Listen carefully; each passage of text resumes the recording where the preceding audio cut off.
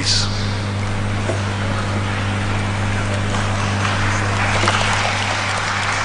Thank you very much. Thank you.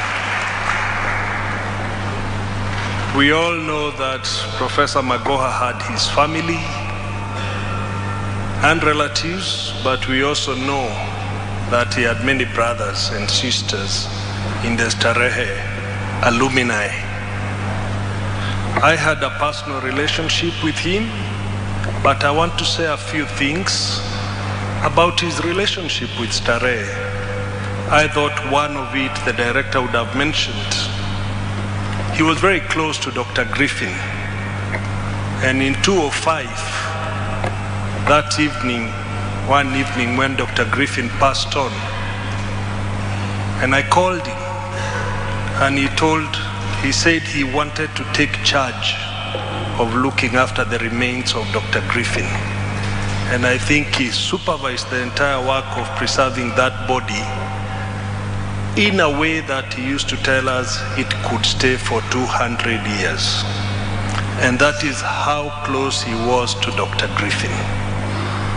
The second one that I remember about Starehe is the day he was sworn in as a cabinet minister.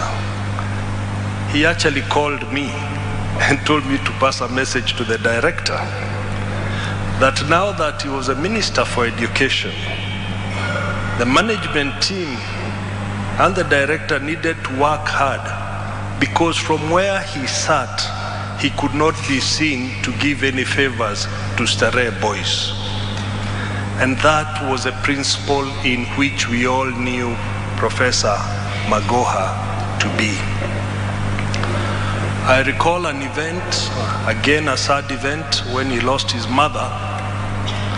And I went to Marenyo village in Gem for the burial.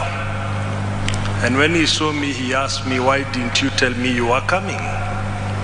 And I told him, in the Starehe Brotherhood, I cannot tell you I'm coming to bury my mother. I just show up. And although many people think that Professor Magoha never smiled, he actually smiled and laughed. In his days as a VC, especially in the early days as the Vice Chancellor of University of Nairobi, he had difficulties with the Ministry of Education. And the Minister for Education was the late Saitoti. And I'm the one he talked to who brought them together because he needed funding from the ministry. Perhaps many of his secretaries at the university will recall I used to come there for a cup of tea. Now they know what we were plotting as brothers, to have the Ministry of Education support the University of Nairobi. On the day that Professor passed on, and I've shared this with Barbara and Michael, I was having lunch with a friend of his. And this friend was very busy sending money to Professor Magoha. This was at 2:30 that afternoon. And he wanted to M-Pesa to help in burial arrangement of his younger brother. So he sent the money successfully, and immediately Professor called back to say thank you. So my friend left the lunch table and went out to pick the call and came back and said, I just sent money to Professor. He was just acknowledging because he felt he was rude at a lunch table leaving. So in the evening when the news started coming in and somebody called me, said, Professor Magoha has passed on, I said, no, it's not Professor George. It is his younger brother. Because I did not believe that being privy to a conversation at 3 o'clock, somebody can then leave us 2-3 hours later. But that's what life is all about. That we live in this world at the grace of the grace of the Almighty.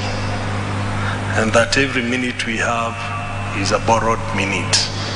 And that we need to do what we can to leave this world better than we found it. Fare thee well, our brother, Professor George Magoha.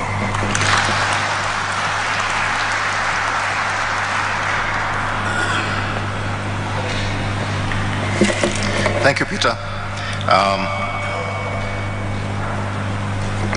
Professor Mwanda was already here to read the eulogy, but he is in the program as a friend and representing friends. I'd like him to take very few minutes because we're really running out of time. I've been warned about it, and I'd like to know